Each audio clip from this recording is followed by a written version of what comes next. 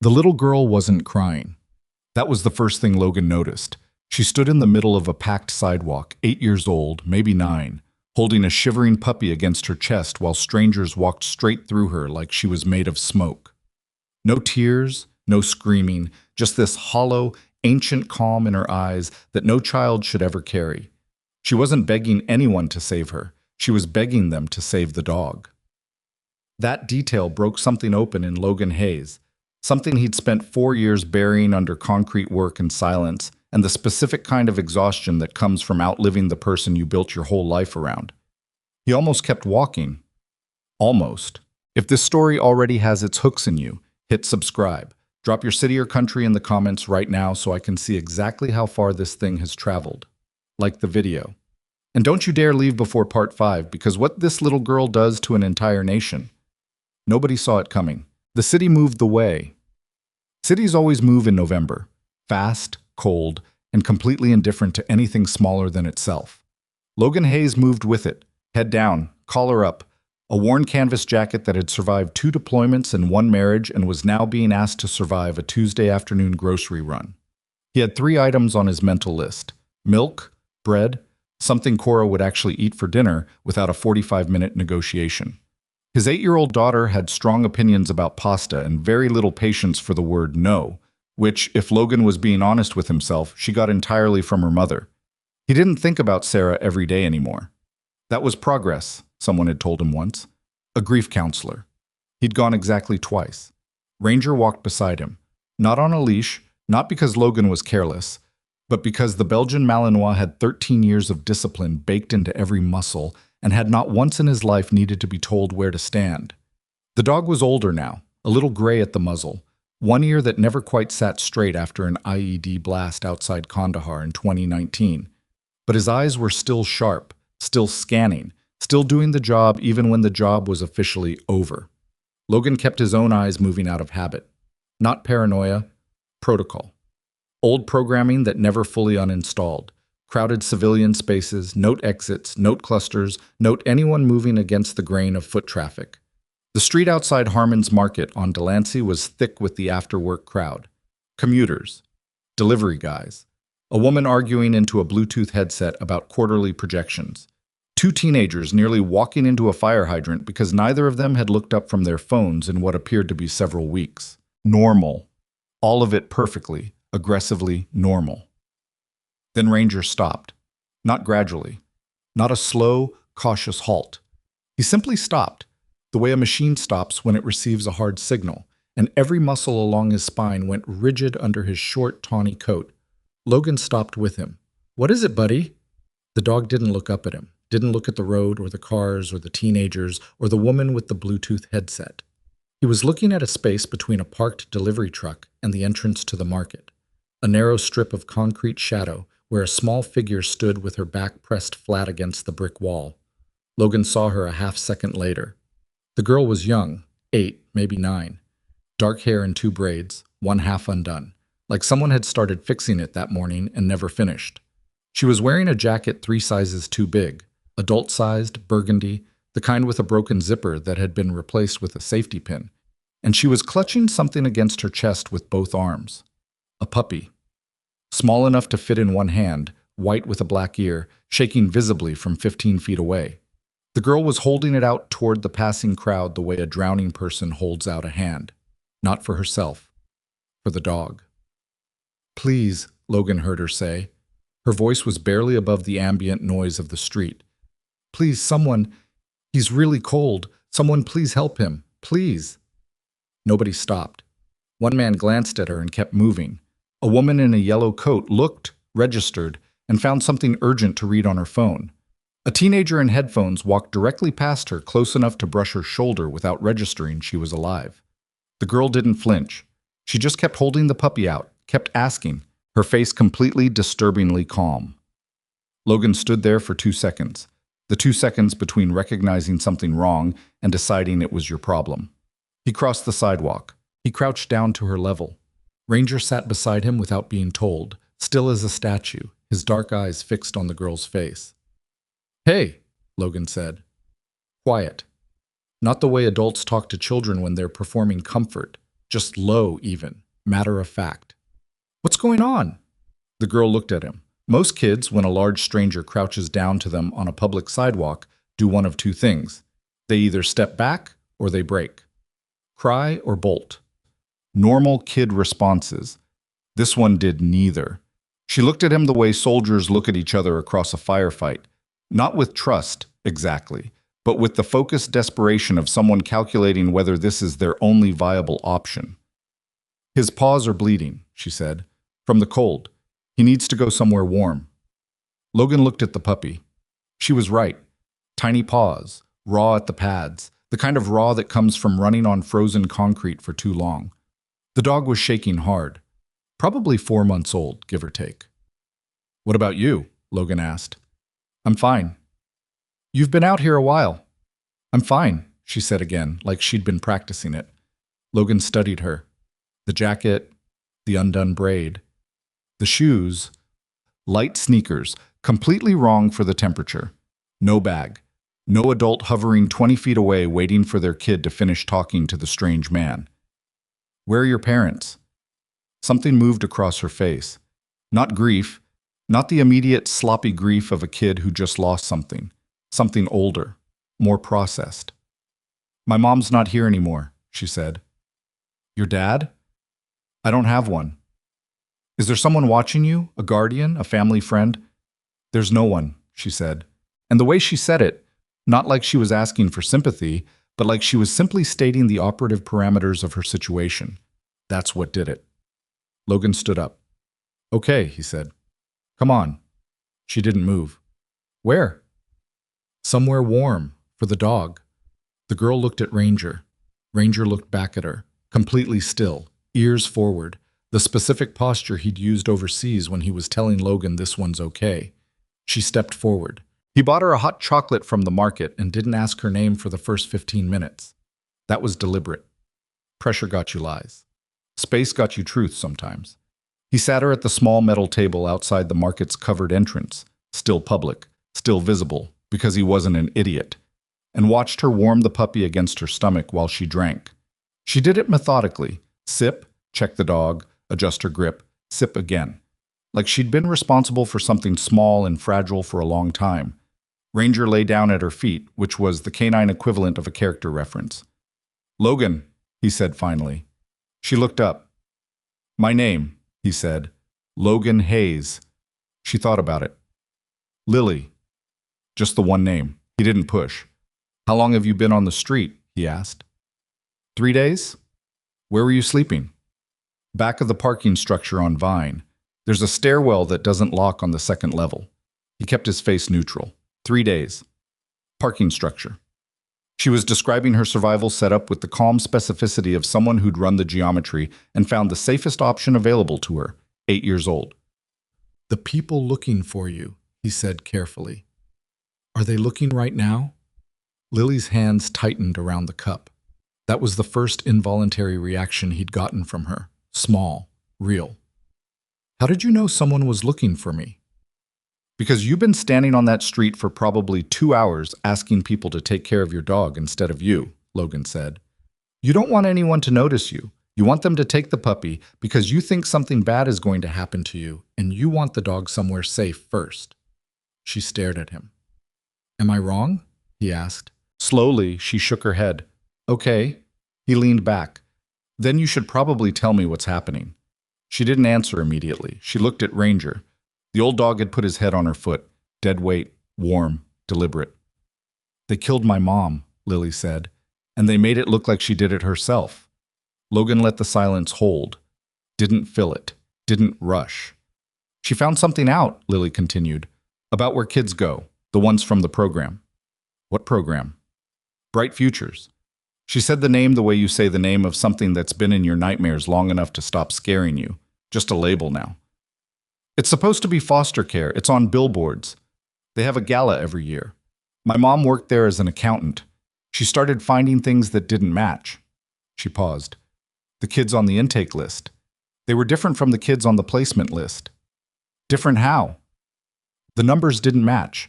Kids were coming in and not going anywhere, not to foster families, just disappearing from the paperwork. Logan was very still. My mom tried to tell someone, Lily said. Someone official. 3 weeks later, she was dead.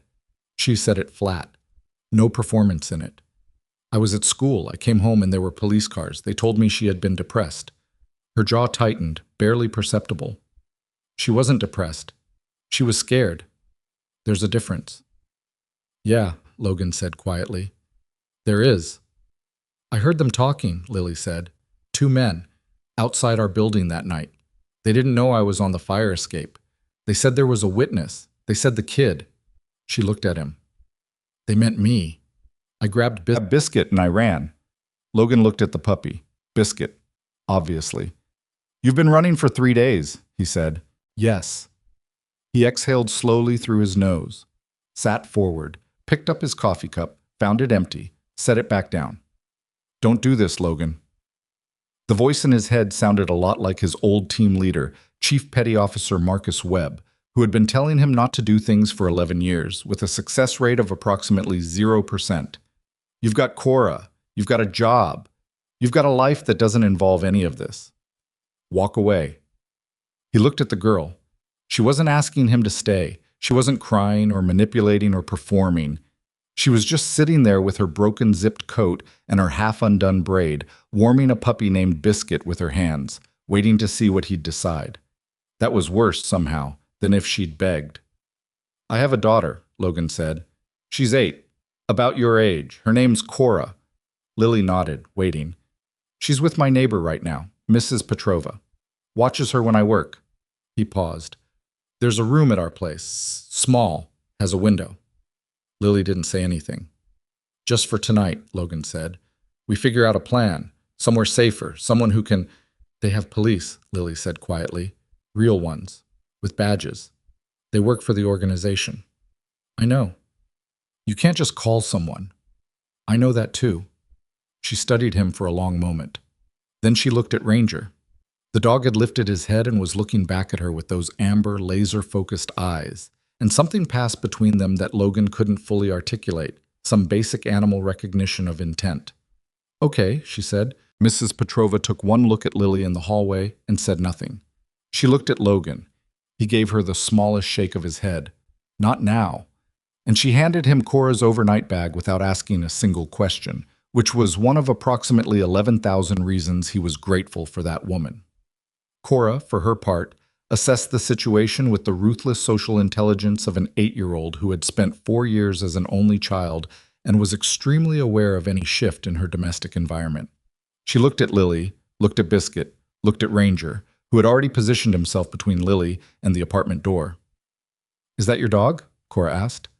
His name's Biscuit, Lily said. That's a food name. I know, he likes food. Cora considered this.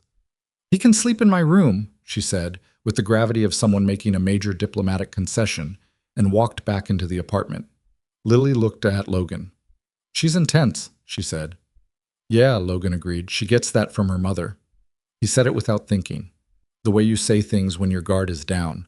The small automatic reference to someone who isn't there anymore. He moved to the kitchen before Lily could respond.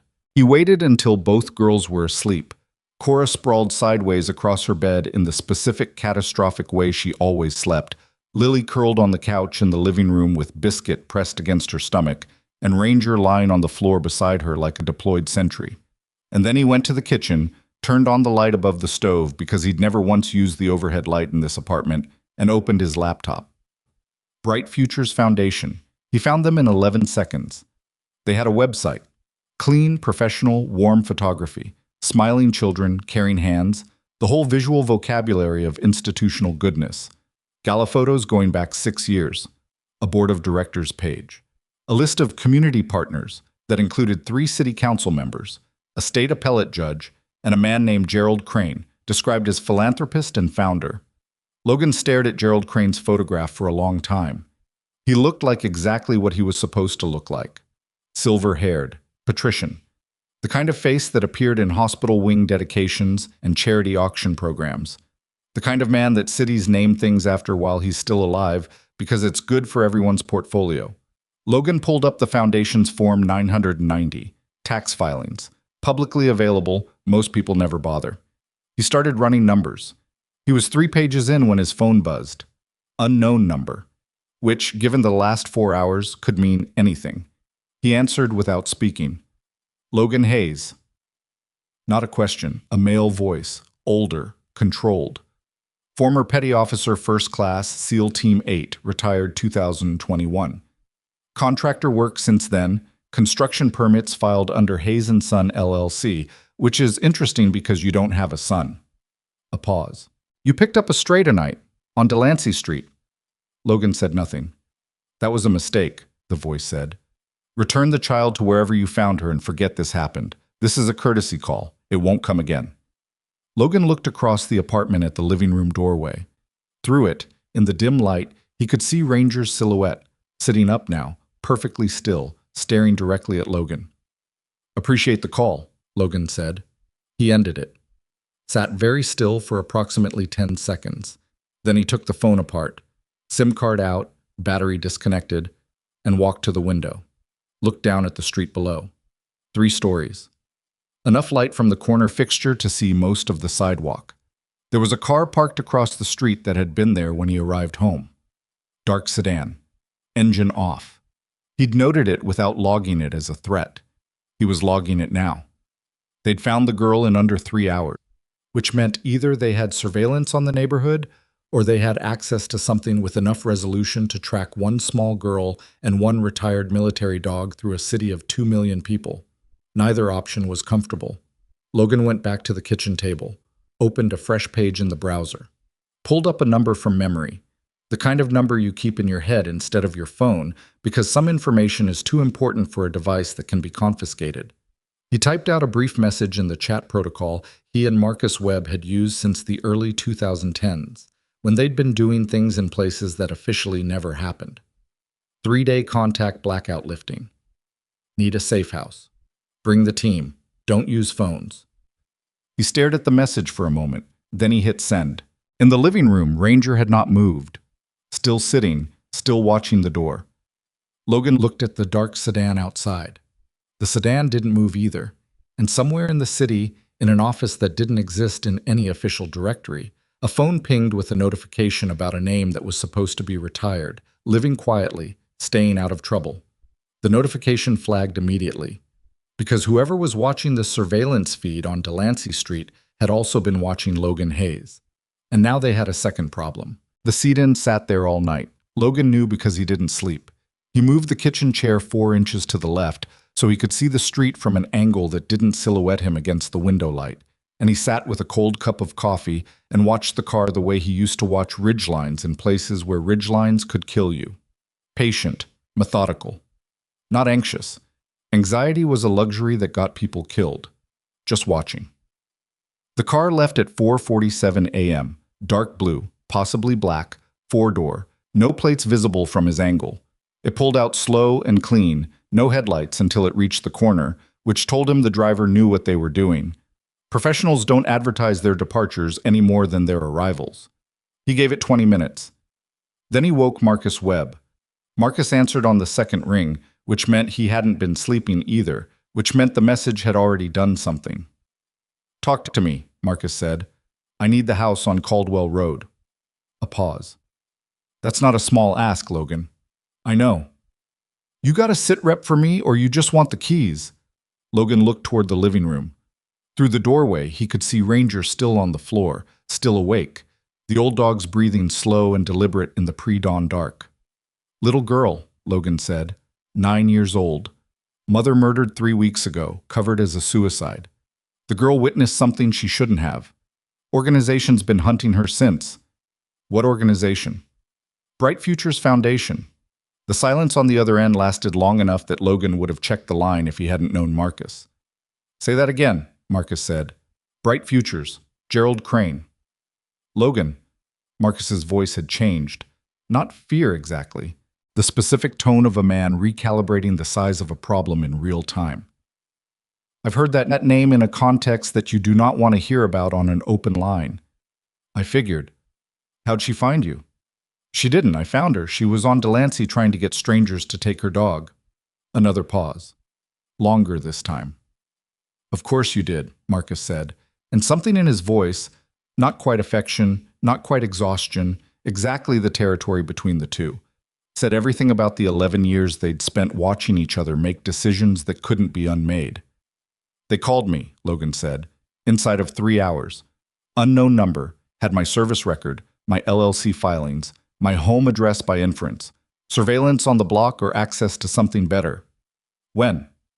Around midnight. You ditched the phone? I'm on the landline, Mrs. Petrova's landline, technically. How old is that woman? 74, and she still has a corded phone in the kitchen. Right now I'm grateful. Okay. Logan could hear Marcus moving, the specific sound of a man who kept a go-bag under the bed on general principle, pulling things out and mentally categorizing them. Caldwell's clean. Nobody's touched it in 8 months. I'll call Reyes and Tuck. Don't use... I know how to make a call, Logan. Get the girl and get moving before daylight. Take the dog. Obviously, I'm taking the dog. Take the other dog, too. The puppy. It's half the size of a football. Take it anyway. Kids travel calmer with their animals. You know this. Logan did know this. He'd read the data in a debrief about family extraction protocols from a mission he wasn't supposed to remember. He didn't ask how Marcus knew he knew it. Caldwell Road, Logan confirmed. 2 hours. 2 hours, Marcus agreed and hung up. Logan sat for a moment in Mrs. Petrova's kitchen, in her chair, under her 30-year-old ceiling light, with her corded phone still warm in his hand. Then he put it back in the cradle, very carefully, and went to wake 2 sleeping 8-year-olds and explain that they needed to leave before the city got light. He did not explain why. Not to Cora. She looked at his face and grabbed her backpack. She got that from her mother, too. The drive to Caldwell Road took 40 minutes and 0 traffic. Logan took 4 wrong turns on purpose. Not wrong turns exactly. Route variations. A technique called surveillance detection that involved changing speed, direction, and lane position in patterns that would expose a tail without alerting one. He ran the whole sequence with the specific calm focus of someone running a pre-mission checklist, which is what it was, even if the checklist now included making sure the puppy wasn't car sick. The puppy was, briefly, car sick. Logan had anticipated this and put a towel down. Cora held Biscuit the whole way. She didn't ask questions. She watched out the window with her jaw set in a way that made Logan's chest ache, because he'd seen that exact jaw on Sarah in every waiting room, every delayed flight, every hard situation that required patience she didn't want to spend. Lily sat behind him. She watched out the opposite window with that same ancient, processed stillness, cataloging the route, Logan realized. She was memorizing it. 9 years old, 3 days on the street, and she was still running contingency planning. He filed that away.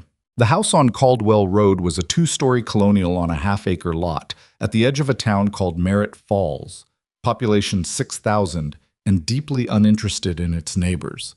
Marcus had acquired it through an LLC that linked to another LLC that linked to a property management company that existed, as far as Logan had ever been able to determine, primarily to acquire properties like this one. It had a generator, 6 months of dry stores, a basement with a steel door, and a radio set up on the 2nd floor that could reach frequencies not found on any consumer band. It also had 2 bedrooms, a functional kitchen, and a decent-sized living room where Ranger immediately performed a full security sweep, nose along the baseboards, check the corners, test the air at every door and window, and then sat in the center of the room and looked at Logan with an expression that said, "It's clean, but I reserve the right to revisit this assessment." Marcus arrived 40 minutes later in a truck with Tennessee plates. He came through the back door, which was the correct door to use, and he looked exactly the same as the last time Logan had seen him 2 years ago, except for a new scar along his left jaw that he hadn't asked about yet. Marcus Webb was 6'2", black, built like someone had designed a man specifically to intimidate structural engineers. And he had the specific gift of moving through any space like he'd already assessed every threat in it before he crossed the threshold.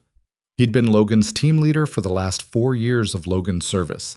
He was also, Logan knew, approximately the most dangerous person in any room he entered, and he had never once in Logan's experience used that fact to be an asshole about it. He looked at Lily. Lily looked back at him. "Hi," Marcus said. "Hi," Lily said. "I'm Marcus." "I know. He called you first," she said, meaning Logan. "That means you're the one he trusts most." Marcus glanced at Logan. Logan shrugged. "She does that," Logan said. "Does what?" "Reads the room." Marcus crouched down to Lily's level. Not the way adults do it when they're performing gentleness, but the way a soldier does it when he's making himself non-threatening because he actually means to be. Your mom worked for Bright Futures, he said. Not a question. Lily nodded. She find something in the books? In the transfer records. Kids being listed as placed but no receiving family on record. No follow-up documentation. She pulled 3 years of intake data and found 41 names that didn't match. Marcus's expression didn't change, but Logan watched him process it, and he knew what that specific stillness meant. He'd seen it before, in briefing rooms, right before the mission classification went up a level. 41, Marcus said. That's just the one she found. She thought there were more. Marcus stood up slowly. He looked at Logan with an expression Logan couldn't fully read, which was unusual. I need to make some calls, Marcus said. I thought, I'll use the radio, upstairs. He was already moving. He stopped in the doorway. Don't open the front door. Don't turn the lights on in the front rooms after dark. Grocery run, I'll handle. He went upstairs. Logan looked at Lily. He's scared, Lily said quietly. Marcus doesn't get scared. Everyone gets scared. He's just good at making it look like something else. Logan didn't have an answer to that, so he went to make coffee. The next 2 hours had the particular quality of time spent waiting for information. Slow on the surface, loaded underneath. Cora and Lily settled into a cautious orbital relationship, circling each other in the way kids do when they both want to make a connection, but neither is sure how to initiate without losing something. Cora showed Lily her sketchbook without explaining anything about it. Lily turned the pages carefully and said, "This one," about a drawing of a bird mid-flight, and Cora nodded like a decision had been made, and after that they were fine. Ranger slept in front of the door. Biscuit slept on top of Ranger. Logan sat at the kitchen table and kept working through what he'd pulled from the Bright Futures 990s. The financial structure was sophisticated, not in the way that screamed crime, but in the way that screamed very good lawyers. Multiple subsidiaries. Grant pass-throughs to organizations with names like Regional Youth Services, Collaborative, and Family Forward Initiative. Money moving in clean circles. The kind of structure you built when you wanted to make auditors tired. But the intake discrepancy Lily had described, 41 names without placement documentation, that wasn't financial. That was operational. That was someone being sloppy in one department while being meticulous in every other, which almost always meant the sloppiness happened where the people doing the actual dirty work intersected with the people managing the paperwork, and those two groups didn't fully trust each other. That gap was a lever. Logan was still thinking about the lever when Marcus came back downstairs. He stood in the kitchen doorway with his arms crossed and a look on his face like a man who had just been told something he would have preferred not to know. "Sit down," Logan said. "I'm fine standing." "Marcus?" Marcus sat. "Okay," he said. "So, Gerald Crane, Bright Futures. I'd heard the name in context of something else. We'll get to that. But I just talked to a contact inside the Financial Crimes Unit. Not official, personal. She says Bright Futures has been flagged twice in the last 4 years for financial irregularities, and both times the flag got buried. Buried by who? First time by a deputy director in the Regional Child Services Office. Name's Harmon, Paul Harmon. And the second? Federal level. Assistant U.S. Attorney out of the Southern District." Marcus paused. "His name is Victor Lyle." Logan set his coffee cup down. "An AUSA.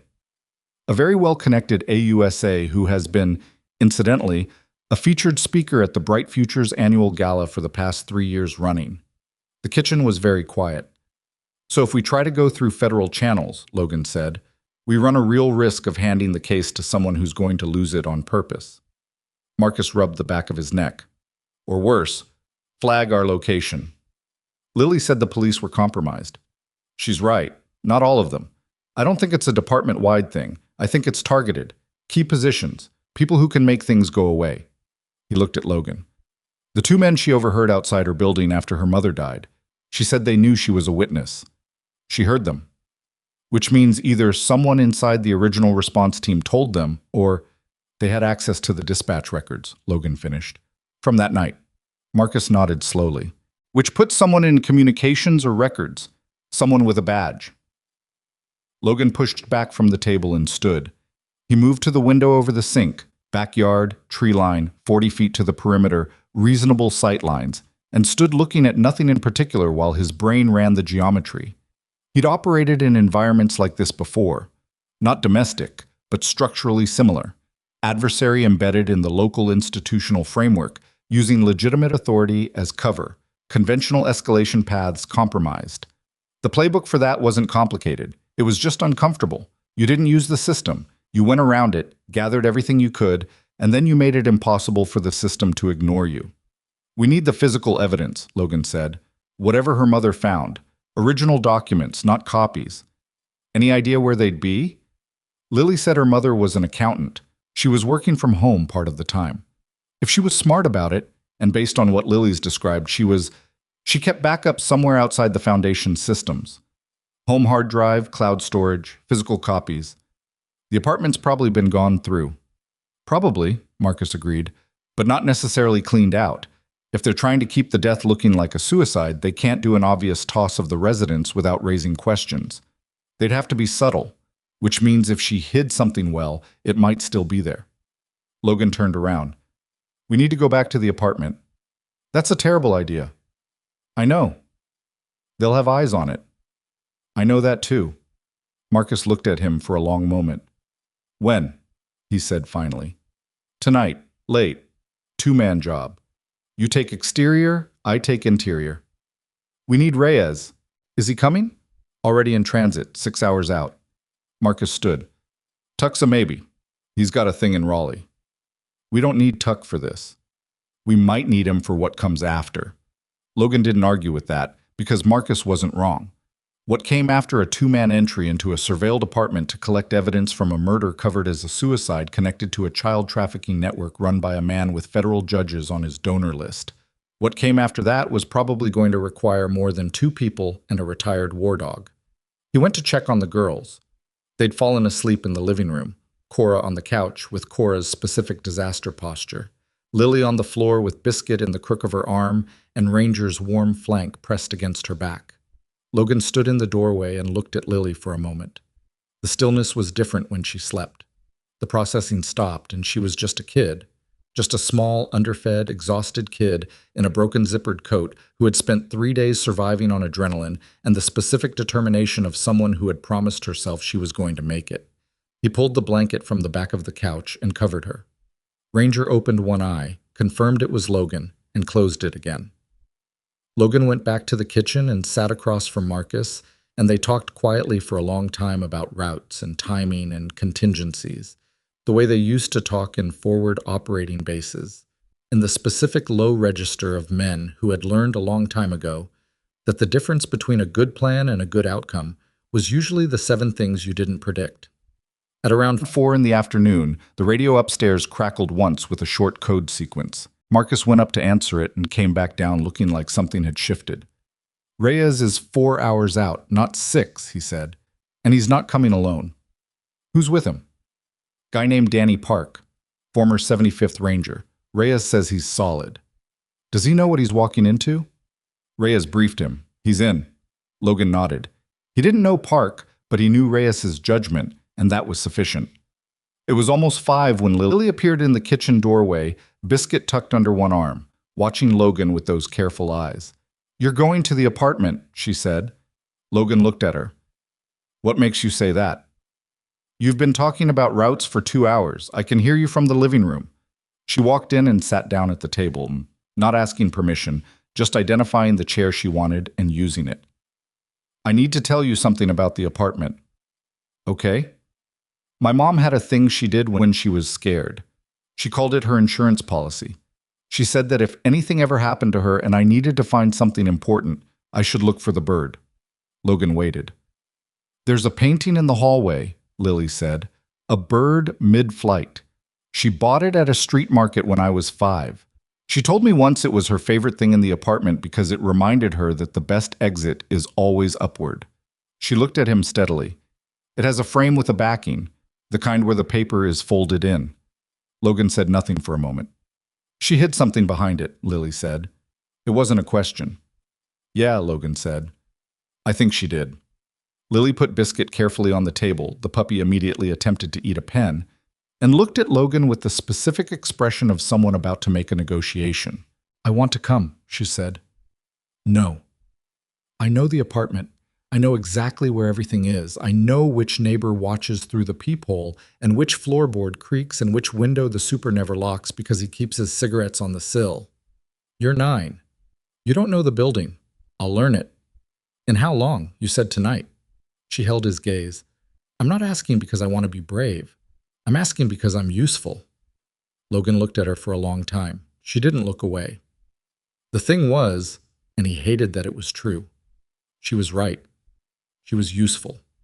And the part of him that had spent 11 years making decisions about personnel and risk and mission parameters knew it, even while the part of him that had Cora asleep in the next room and couldn't absorb another child into the specific category of people he was responsible for keeping alive was firing every warning signal it had. "No," he said again. But it came out flatter this time. Less like a wall, more like a door that hadn't fully latched. Lily heard the difference. She didn't push. She picked up Biscuit, stood, and walked back toward the doorway. Then she stopped. "The neighbor who watches through the peephole," she said. 4B, Mrs. Garrett. She called the police the week before my mom died because she said she saw men in the hallway who didn't belong there.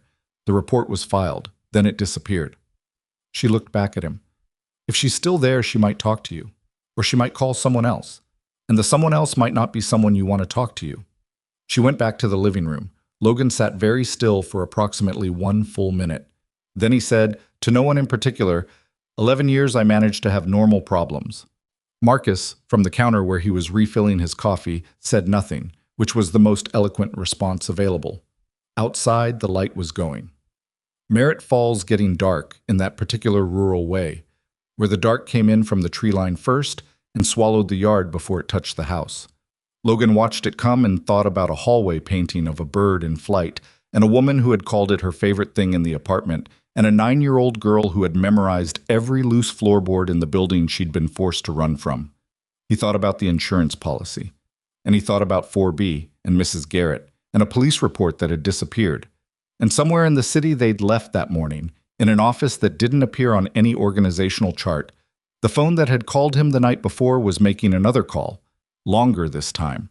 The kind of call where you tell someone that the problem is bigger than it looked and the timeline needs to move up. The kind of call that gets made right before things stop being surveillance and start being something else. Reyes arrived at 9:14 p.m.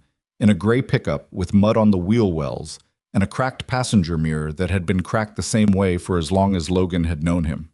He came through the back the same way Marcus had, and he had Danny Park with him. Shorter than Logan had pictured, maybe 5'9", Korean-American, mid-30s, with the kind of quiet that wasn't shyness but economy. The kind of man who didn't spend words he didn't have to spend. Reyes himself was the opposite. Victor Reyes had been the loudest person on every team he'd ever served on, and had somehow also been the best shot, which Logan had always found cosmically unfair. He came through the door and immediately assessed the room and said, "Where are the kids?" And when Logan told him the living room, he went in there first before anything else, looked at the 2 sleeping girls and the 2 dogs, came back and said, "Okay, now brief me." Logan briefed him. 12 minutes, no repetition, the same compressed operational summary he'd have given in a TOC. Threat, target, assets, constraints, timeline. Reyes listened without interrupting, which was how you knew he was taking it seriously. Park sat at the table and said nothing, and Logan noticed him quietly cataloging the exits the whole time. When Logan finished, Reyes said, "The AUSA, Lyle. Victor Lyle, Southern District. I know that name from somewhere. He's spoken at the Bright Futures Gala 3 years running." "No, not from that." Reyes frowned. "I'll think of it." He looked at Marcus. "You pulled the building layout?" "City permits. 4-story residential, 12 units, single stairwell, rear service entrance. Super Lives in the basement unit. Building camera on the front entrance, one covering the parking area in back. Both analog systems, probably recorded to a DVR on a loop." "Analog's good for us," Park said. It was the first thing he'd said since arriving.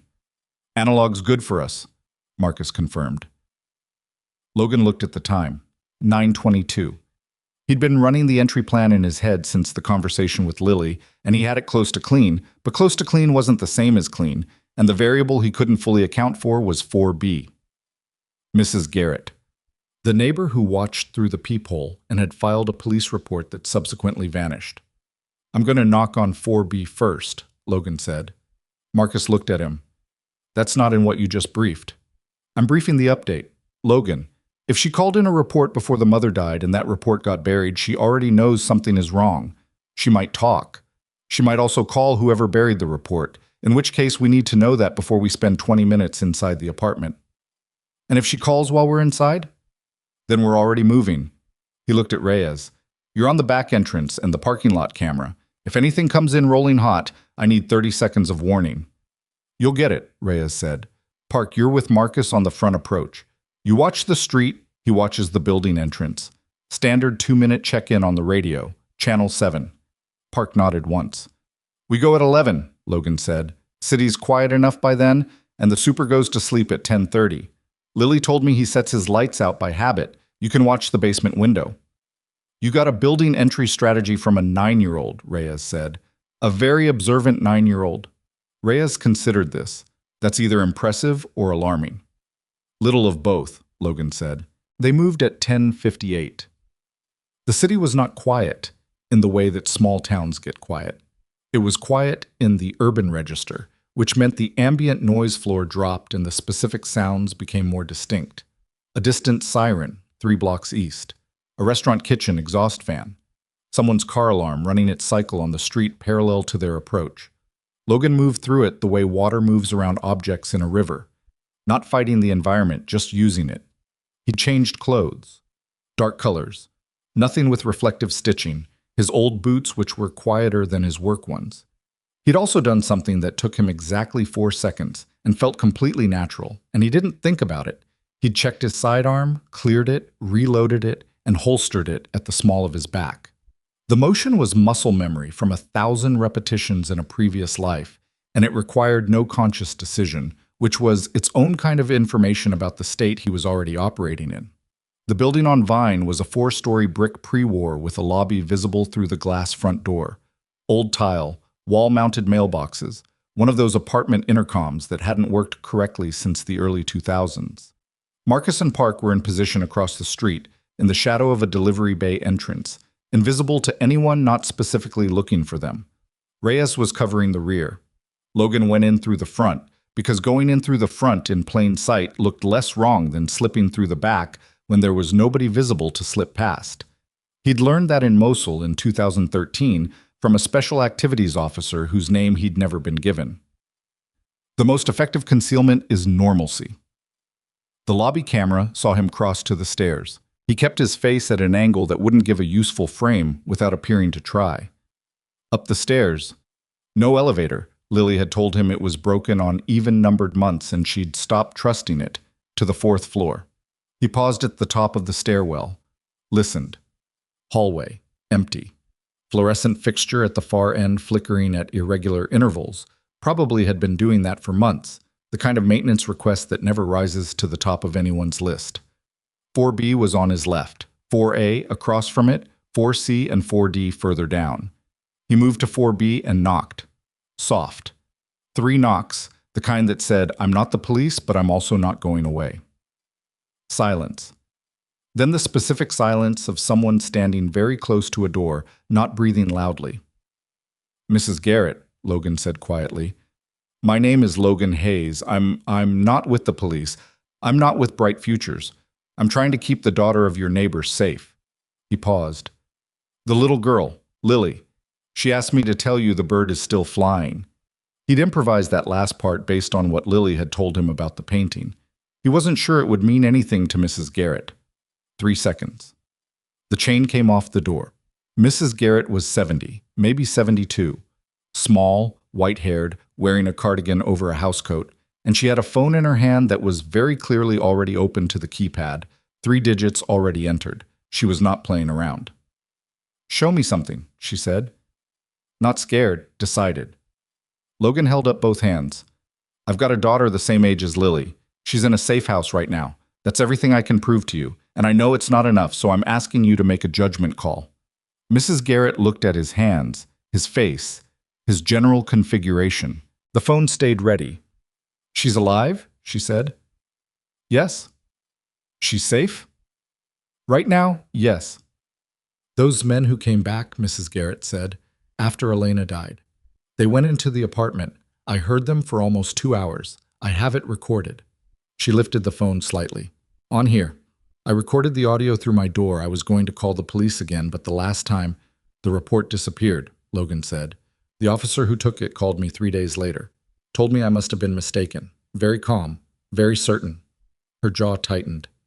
"I've been a tenant in this building for 19 years. I know the difference between maintenance men and men who move like they own the place. Can you send me that audio file?" She considered him for a moment with the specific evaluating look of a woman who had lived long enough to know that the choices that mattered were usually the ones that couldn't be undone. "Elena told me," she said quietly, "about 3 weeks before she died. She came to my door late, and she told me she'd found something terrible in her work. She didn't tell me the details. She just said that if anything happened to her, someone needed to know the little girl was telling the truth." She paused. "I didn't understand what she meant until it was too late to matter." Logan lowered his hands. "It still matters. Right now, the only thing that keeps Lily safe is getting enough evidence into the right hands that it becomes more dangerous to go after her than to leave her alone. Your recording is part of that." "Who are the right hands?" "I'm still working on that." She almost smiled. It wasn't amused. It was the expression of someone who recognizes an honest answer when they hear one, because honest answers are usually uncomfortable. "Apartment 4C is empty," she said. "Has been for 2 months. The super doesn't check it. There's a spare key on the hook inside my hall closet, left over from when the previous tenant asked me to water her plants." She looked at him steadily. "Elena's apartment shares a wall with 4C, the bedroom wall. The plaster is very thin." Logan absorbed this for a moment. "Thank you." "Don't thank me," she said. "Find out what happened to those children." She closed the door. He heard the chain go back on. He clicked the radio twice, the prearranged signal for "I'm moving, stand by," and walked to 4C. The key was where she said it would be. She'd slid it under the door while they were talking, which meant she'd made the decision before she fully opened up to him, which told him everything about the kind of person Elena Vasquez had trusted. 4C was empty in the way apartments are empty when someone has moved out in stages. A few marks on the walls where furniture had stood. A single wire hanger in the bedroom closet. The specific smell of a space that hadn't been aired in weeks. Logan went to the bedroom, found the shared wall, put his hand against it. He could hear very faintly the refrigerator hum from 4A's unit. The walls were thin in both directions. He took out the small pry tool he'd brought, the kind sold in every hardware store, nothing special, and found the baseboard along the shared wall. Ran his fingers along it. Old construction. The baseboard hadn't been properly reseated after the building's last renovation, which meant there was a gap between it and the plaster where settled dust had collected in a thin, undisturbed line. Undisturbed except for one section, roughly 14 inches wide, where the dust line was broken. Someone had moved this baseboard recently. Not him, not Mrs. Garrett. The men who came back after Elena died and spent 2 hours in the apartment. Logan's jaw tightened. They'd found the wrong wall. They'd searched Elena's side for whatever she'd hidden, and they'd been thorough. 2 hours was thorough. But they'd been looking inside the apartment, not outside it. And if Elena Vasquez had been scared enough to build an insurance policy, she was scared enough to think 2 walls ahead. He worked the baseboard section carefully. It came away from the plaster without much resistance. Behind it, pressed flat against the lath in a space barely an inch deep, a brown envelope, sealed, with a single word written on it in pen. Lily. He photographed it before he touched it. Then he took it. He keyed the radio. Moving to exit, time check. Marcus's voice, low. 11:41, street is clean, front entrance is clear. Rear? Logan said. Reyes. Got a car that's been idling on Prescott for 8 minutes. Blue sedan, can't confirm plates from my angle. Could be nothing. Could be nothing. Logan had been doing this long enough to know what could be nothing meant operationally, which was that you treated it as something until you had a specific reason not to. Change of exit, Logan said. Mrs. Garrett. He went back to 4B and knocked twice. She opened it immediately, which meant she'd been standing at the door the whole time. Building has a fire door at the end of the hall, Logan said. Where does it exit? Alley behind the dry cleaner on the north side. The door alarms, but the alarm hasn't worked since 2019. Super disabled it because the kids kept setting it off. Thank you. He held up his phone. I'm going to give you a number. If anything happens, anyone comes to the building, anyone calls you asking about tonight, you text this number, one word, whatever you want, just text it. She took the number. He left. The fire door opened onto the alley exactly as described. Cold air, wet pavement, the smell of a restaurant dumpster, one building down. Logan moved north, away from Prescott and the idling sedan, keyed the radio. Coming out the north alley. Reyes, can you adjust? Already moving, Reyes said. 4 minutes. Logan leaned against the alley wall in the specific shadow between two building-mounted lights and held the envelope in both hands and made himself breathe at a normal rate. He could hear his own pulse, which was elevated but controlled. The difference between fear and activation was something he'd spent years learning to identify, and right now it was the latter, that specific chemical sharpening that turned the world into a set of problems with solvable parameters. The envelope was thick. Not just paper.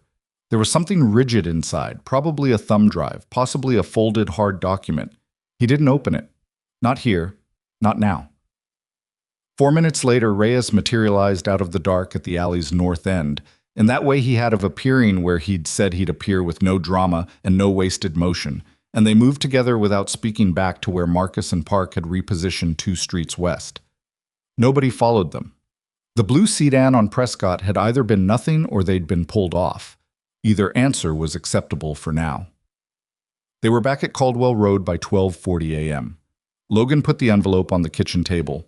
Nobody opened it immediately. Marcus made coffee. Reyes sat.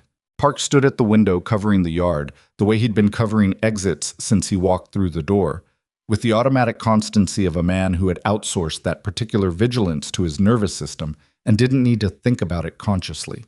Then Logan broke the seal. Thumb drive. A folded document. Printed spreadsheet.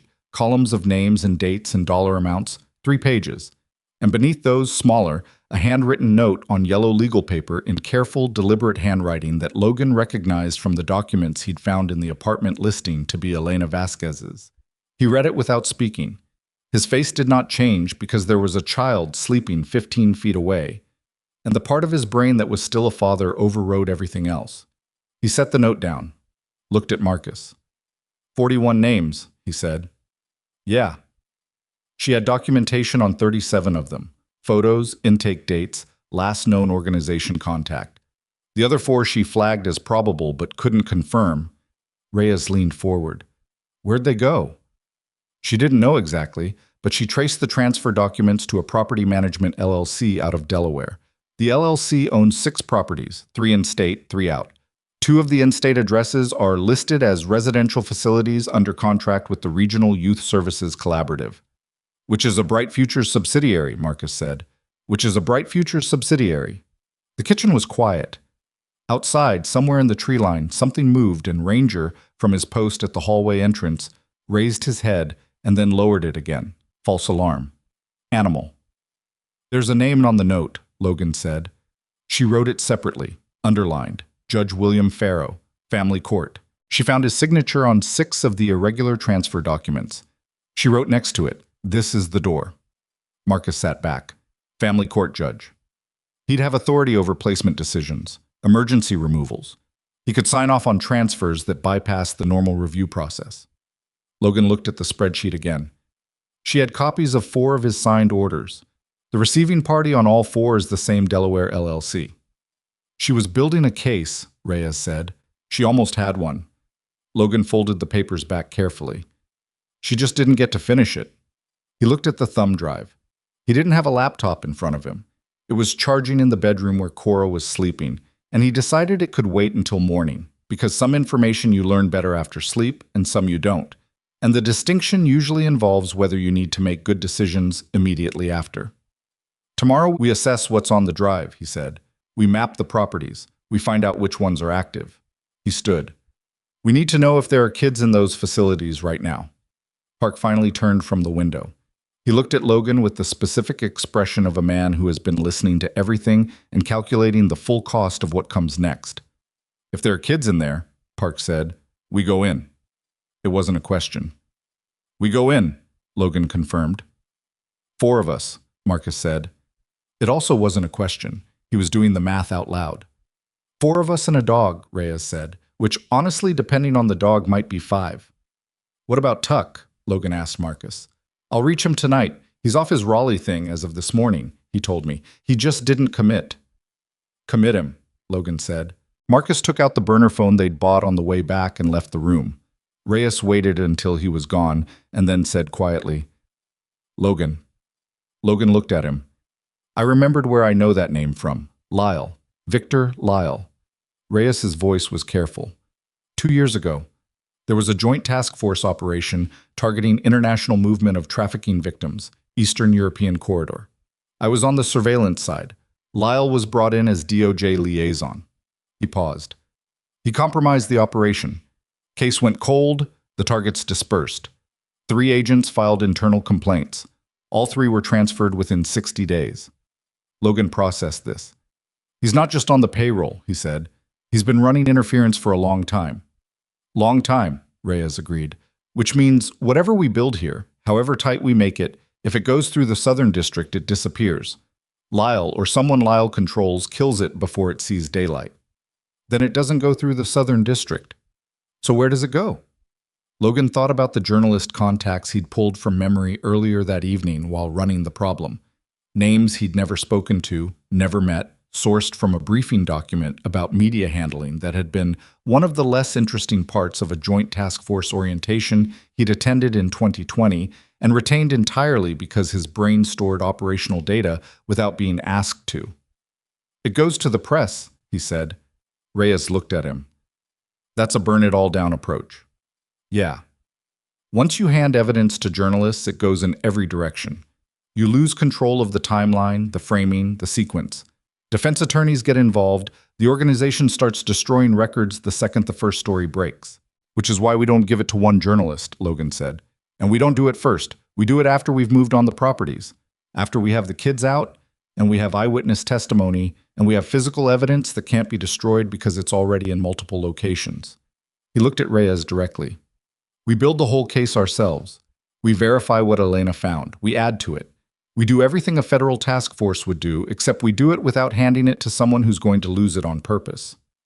Reyes sat with that for a moment. "That's either the smartest approach I've heard in a long time," he said, "or it's going to get us all arrested." "Probably some of both," Logan said. Reyes almost laughed. Not because it was funny, but because it was accurate, and there's a specific kind of laughter that comes from being in the company of people who are describing a very dangerous thing with complete honesty. And that kind of laughter is almost indistinguishable from the kind that comes right before you agree to do it anyway. Logan went to check the perimeter one last time before bed. He walked the yard slowly, Ranger at his flank, the old dogs breathing steady and warm in the cold night air. He looked at the tree line, at the road visible through the gap in the tree cover, empty in both directions, at the sky, which was clear and full of stars in the way rural skies are, unreachable and vast and utterly indifferent to what was happening beneath them.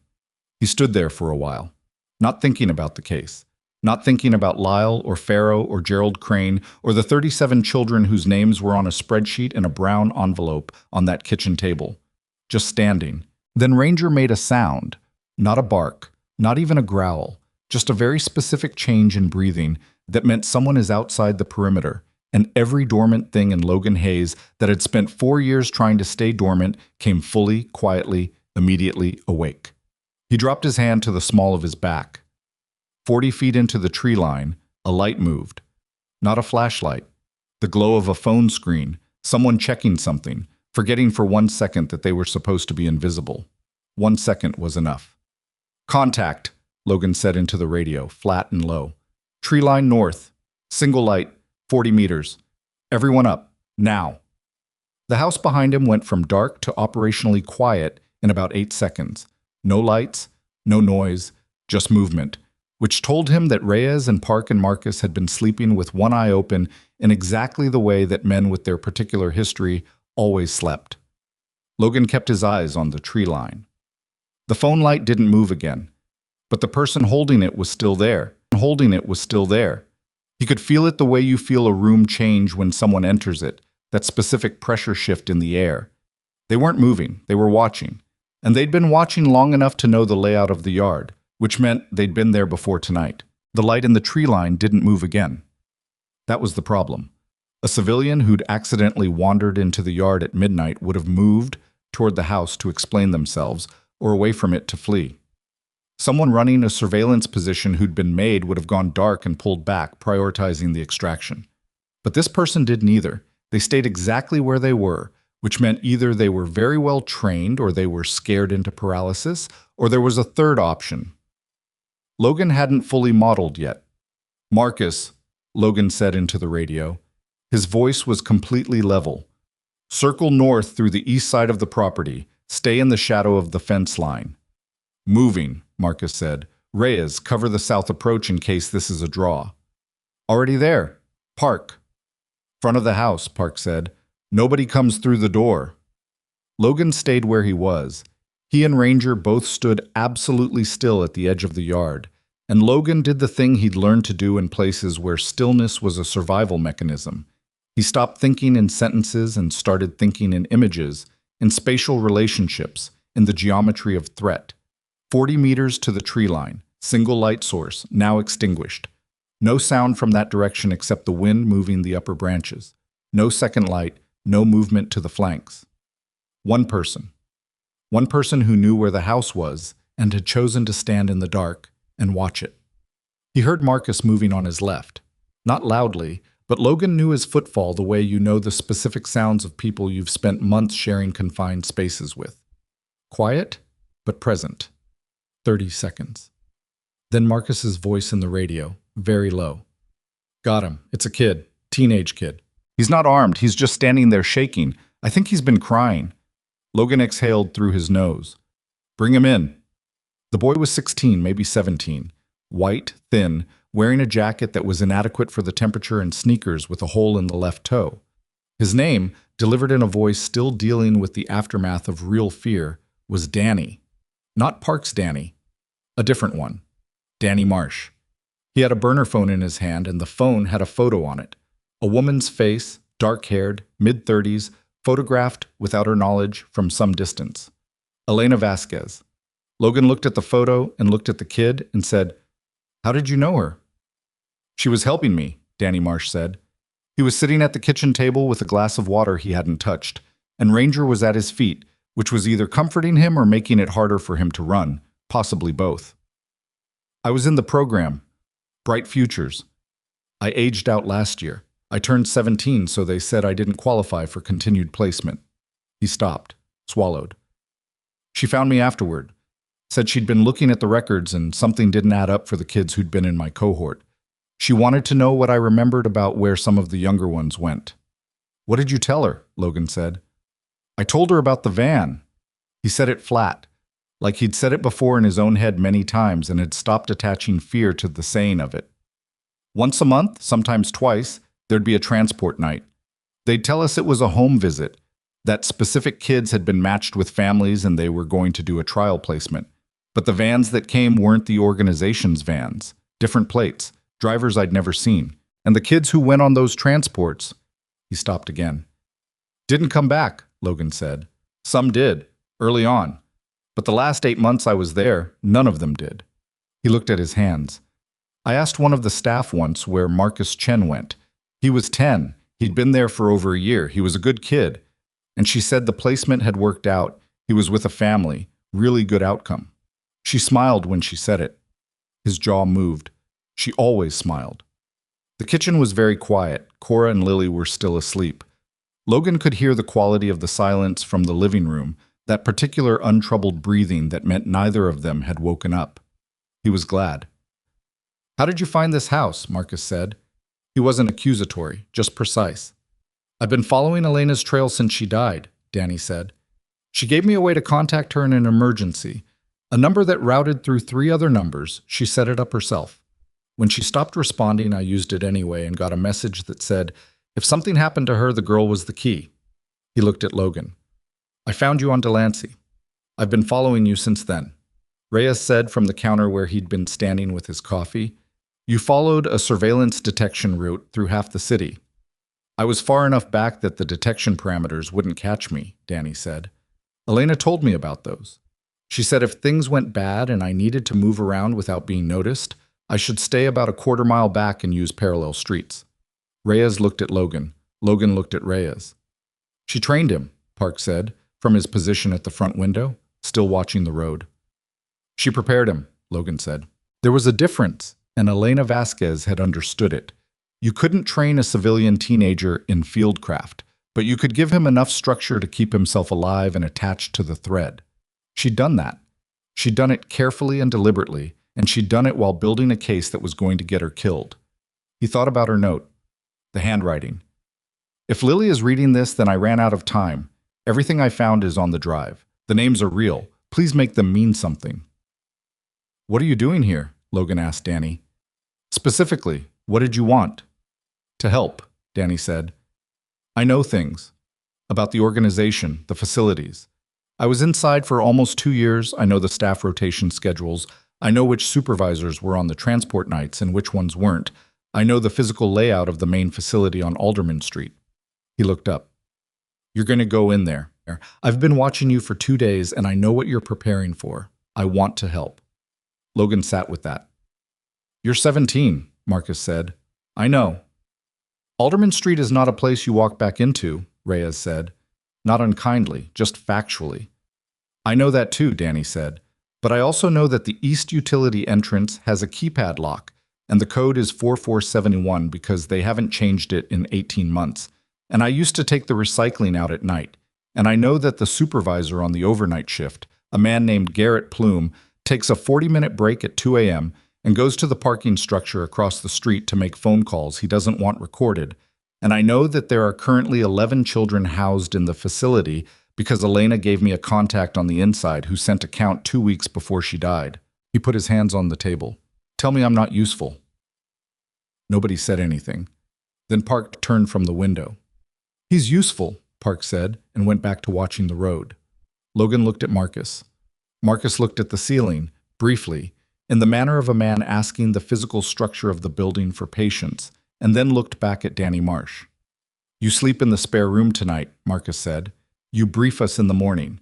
Everything you know, in order, no editing for what you think we want to hear, every detail including the ones that seem small. He paused. And you don't go anywhere without telling someone first. Clear? Clear? Danny said. What size shoes do you wear? Reyes asked. Danny blinked. 10. I've got a pair of trail runners in my bag. Take them. Those, Reyes gestured at the hole in Danny's toe, are not the shoes of someone who plans to be effective. Danny looked at the shoes, then at Reyes. Something crossed his face that was too complex to be a single emotion and too fast to be performed. He took a breath and nodded, and that was all. Logan checked the perimeter twice more before 4 a.m. and then slept for 3 hours, which was the amount of sleep he'd learned to function on over 11 years of doing things that didn't allow for more. He was up before everyone else, sitting at the kitchen table with the thumb drive open on the laptop, Elena's files, organized with the specific precision of someone who had always known this might be the only version of the case that survived her. She'd been thorough.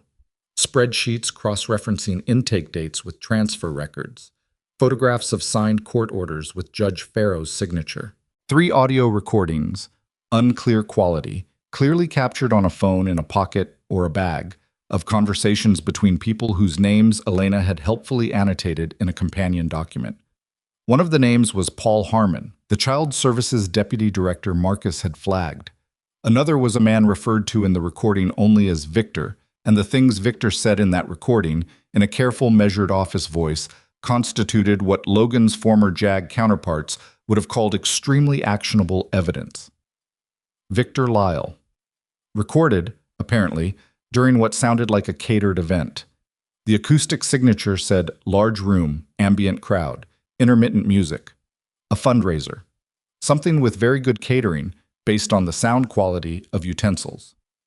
A gala.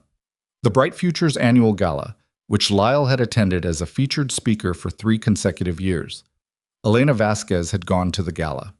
As an accountant, She had presumably been there in a support capacity.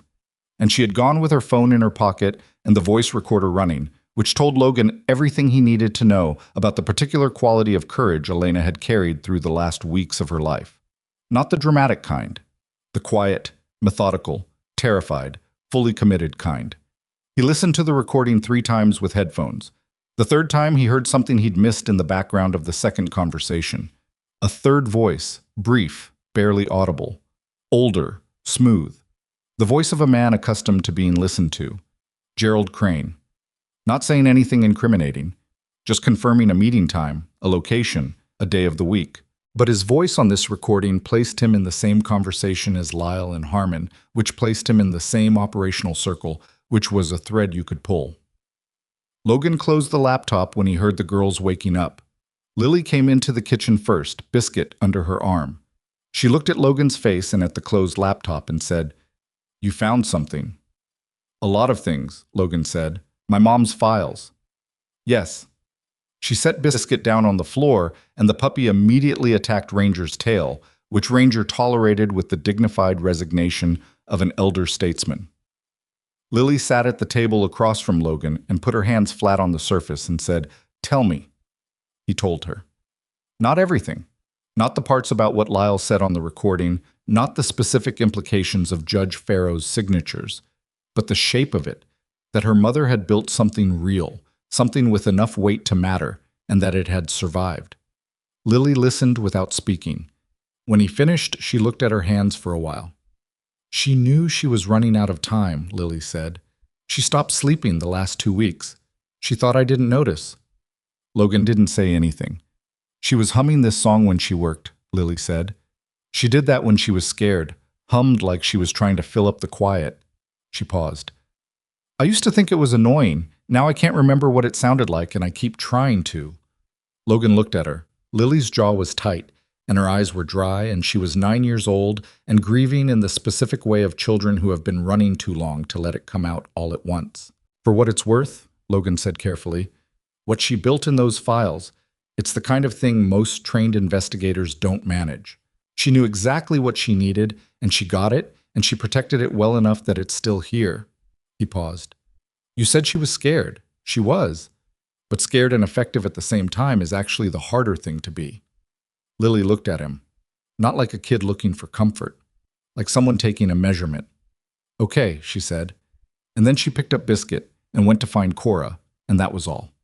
The morning briefing happened at the kitchen table at 8 o'clock, with coffee and the specific focused atmosphere of people who were past the phase of wondering whether they were doing this and fully into the phase of working out how. Danny Marsh was there, in Reyes's Trail Runners, and he talked for 40 minutes without prompting. Layout of the Alderman Street facility, staff schedules, vehicle patterns, camera positions, the interior geography of a building he'd lived in for almost 2 years and had clearly spent the intervening time mentally mapping from memory, the way you do when the memory is the only thing you have left of a place you survived. He was precise. He was calm. He corrected himself twice when he wasn't sure about a detail rather than guessing, which Logan noted and respected. Tuck arrived at 9:15. James Tuck was 41, former ranger like Park, and he came in looking like he hadn't slept on whatever he'd driven from Raleigh in and immediately asked for the status board. And when Logan told him they didn't have one yet, he found a whiteboard in the spare room closet and set it up in the kitchen without being asked. By 10 a.m., the whiteboard had a facility schematic, a timeline, a personnel list, and a problem column that was longer than Logan liked, but shorter than he'd feared. 2 entry points, Logan said. He was standing at the board with a marker, and it felt, in a way he hadn't expected, completely natural. The body remembers what the mind tries to retire. East utility entrance. Danny's confirmed the code. We assume it's changed until proven otherwise, and we bring bypass tools as backup. And the north exterior fire exit, which according to the city permits doesn't have an external handle, but Danny said there's a maintenance bracket on the frame that the staff used to prop it from outside. That's a single-point confirmation, Marcus said. I know, we verify on approach. If the bracket's gone, we go to the utility entrance. We don't stack on an unconfirmed entry point. How many staff on overnight, Park said. Danny counted 4 on a standard night. Supervisor, 2 residential care workers, one security who covers the front desk, and the camera monitoring. Logan wrote the numbers. The security position is the constraint. Front desk camera monitoring means someone sees us if we come through the front. But if the east utility entrance brings us into the building at the kitchen corridor, you bypass the front desk entirely, Tuck said. You bypass it entirely. The kitchen corridor runs parallel to the main hall, connects to the residential wing through a fire door. He looked at Danny. The residential wing. How many rooms? 6 rooms, 2 kids per room. Some nights less. It fluctuates based on intake. 11 currently, Marcus said from Elena's file. 11. So minimum 6 rooms occupied, possibly all 6. Logan circled the residential wing on the schematic. We clear the wing room by room. Quiet extraction. Kids go out the east utility exit. Park covers the exterior. Tuck manages the personnel we encounter. Non-lethal. Flex cuffs. We're not here to hurt anyone who works in a building. We're here for the kids. And Plume, Reyes said, the overnight supervisor. Plume goes out the east exit with the kids and gets zip-tied to the exterior railing until law enforcement arrives, Logan said. Because Plume was there on transport nights, and I want him where I can see him. When are we going? Tuck asked. Tomorrow night, 2 a.m. We use tonight for prep, reconnaissance of the exterior, and I want eyes on Alderman Street for a full 12 hours before we move. He capped the marker. Reyes, you and Park take the day rotation. I'll take the night watch with Marcus. Marcus, who had been listening to all of this with the specific expression of a man who has watched Logan Hayes think through problems for 11 years, said, For the record, I'd like to note that 3 days ago you were buying groceries. For the record, Logan said, I didn't finish buying the groceries. Reyes almost laughed. Park actually did, briefly, which might have been the first time Logan had seen it. Tuck made a sound that was ambiguous. The day moved fast in the way days move when they're full of purpose. Reyes and Park drove separate vehicles past the Alderman Street facility at different times from different directions, confirming the exterior camera positions and logging staff vehicle patterns. Marcus pulled satellite imagery of the surrounding blocks and cross-referenced it with the city's utility map to confirm the eastern access alley. Tuck drove to a hardware store 40 minutes away and came back with equipment that Logan didn't itemize because itemizing it in his own mind felt like crossing a line he was still technically on the near side of. Danny spent the day with the girls. Logan had asked him to, in part because Danny needed a task that wasn't mission-related, and in part because Lily had looked at Danny Marsh at breakfast with a recognition that Logan couldn't fully articulate. 2 people who had survived the same specific architecture of institution and isolation and managed to stay intact in some essential way. And whatever they were talking about at the kitchen table with Cora's sketchbook open between them was clearly doing something for both of them that Logan couldn't provide. At 4 in the afternoon, Logan's burner phone, Chase, the second one purchased that morning, received a text from an unknown number. 1 word, Garrett, Mrs. Garrett, from 4B. The text he'd told her to send if anything happened. He called back immediately. She answered on the first ring. 2 men, she said. They came to the building this morning, asking questions about the girl. They had identification. They said they were from Child Protective Services. I didn't open my door. Did they go into the apartment? They tried. The super told them the apartment was sealed pending estate proceedings. They argued with him for a few minutes and then left. She paused. But one of them made a phone call in the lobby. I recorded it through my door. Mrs. Garrett, I'll send you the audio. The audio arrived 90 seconds later. 43 seconds of lobby ambient sound and a man's voice. And the man's voice said 3 things Logan cared about. A reference to the girl being in the wind with the Hayes unit, a location check that mentioned Merritt County, and a name, not Crane, not Lyle, not Farrow. A name Logan hadn't heard before. Sayers. Just the last name. Run it by Sayers, see if he wants us to move up the timeline. Logan played it for Marcus. Marcus listened twice. Sayers, he said. You know it? No, but Merritt County means they've narrowed us down. They may not have this address yet, but they have the county. He looked at Logan. Timeline just moved. I know. We can't wait until tomorrow night. I know that too. Logan looked at the whiteboard, at the schematic of the Alderman Street facility, at the problem column that was now longer than it had been this morning. We go tonight, not 2 a.m. earlier, midnight, before they have time to move anything or anyone. Reyes and Park are still on surveillance. Call them back at 6. We brief at 8. We go at midnight. He took the marker back off the whiteboard tray. And Marcus? Yeah. We need to move the kids before we go. Somewhere they don't know about. Somewhere not in Merritt County. Marcus sat with that. Mrs. Petrova, he said. She's 74. She's also the only person outside this room who you trust.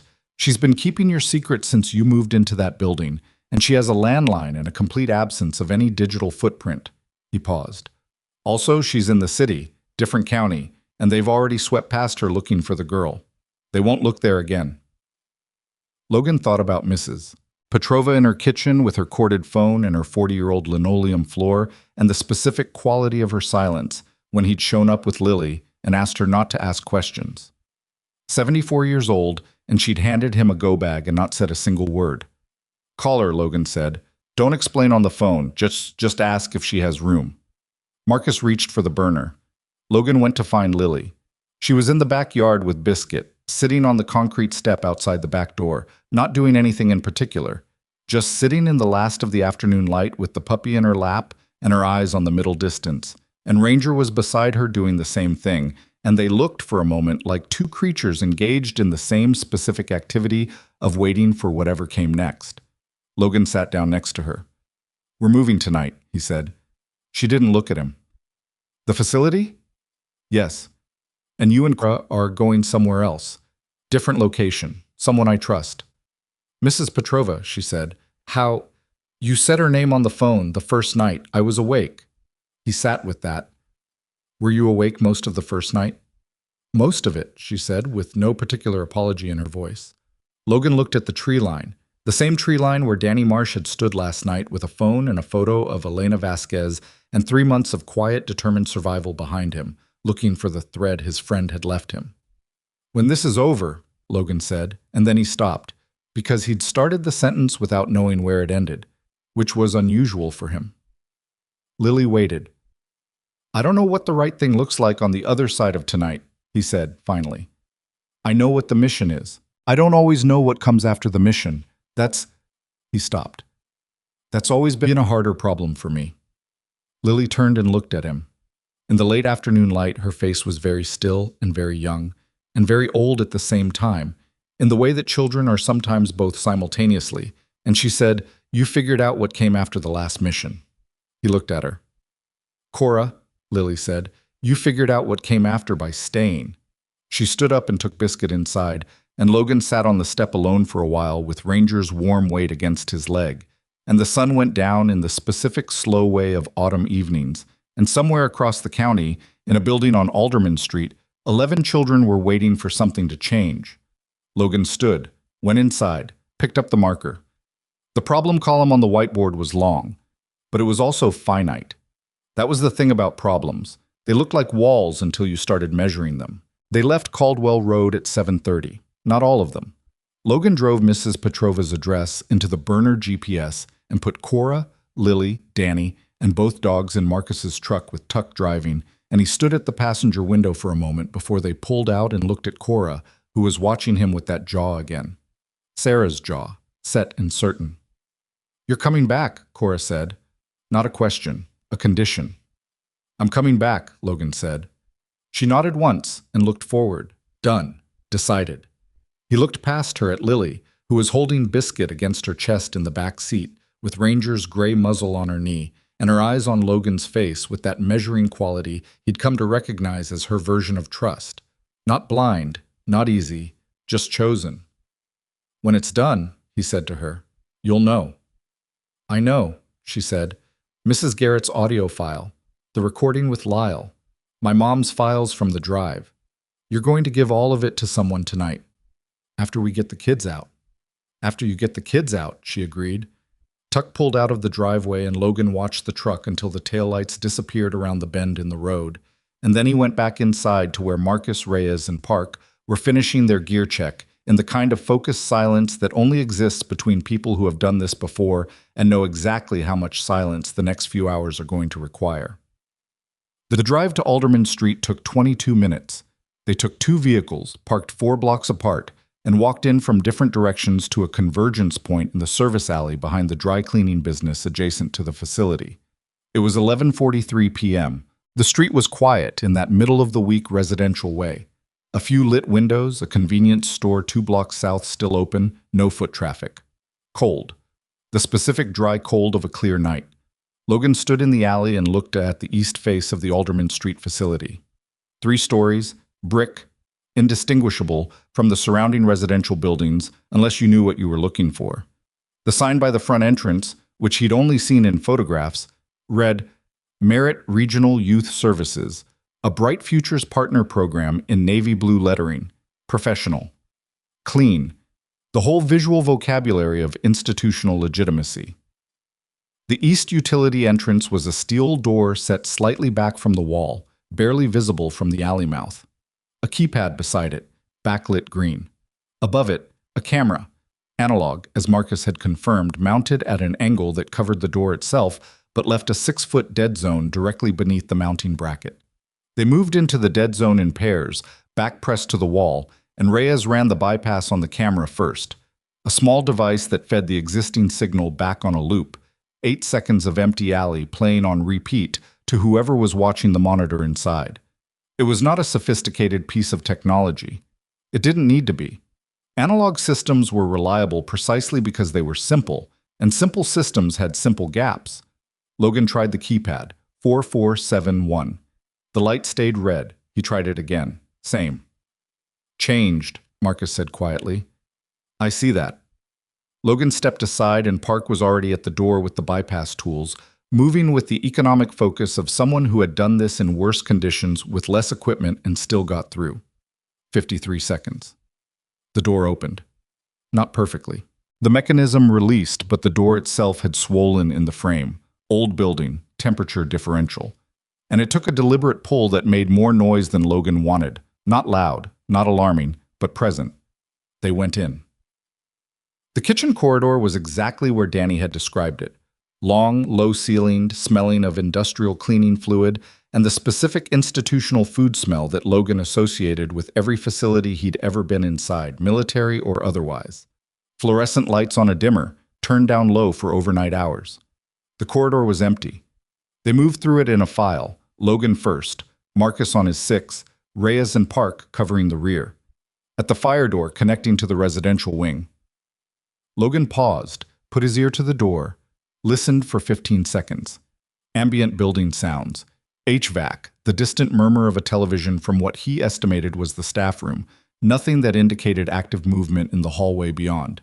He pushed through. The residential wing was a straight hallway with 6 doors on the left side and a nurse's station, unmanned at this hour, on the right. Each door had a small name placard. The doors were not locked, which was simultaneously the detail that made the next 12 minutes possible, and the detail that turned Logan's stomach, because an unlocked door on the outside looked like a safety feature, and on the inside it was something else entirely. He opened the first door, 2 kids, a boy and a girl, 8 and 10 approximately, sharing a room with identical narrow beds and a single window with a curtain that didn't quite reach the sill. Both asleep. The boy woke first when the door opened and sat up with the specific bolt-upright alertness of a child who has learned that nighttime interruptions are not routine. Logan crouched immediately, kept his hands visible, kept his voice at the lowest register that was still audible. My name is Logan. I'm here to take you somewhere safe. You're not in trouble.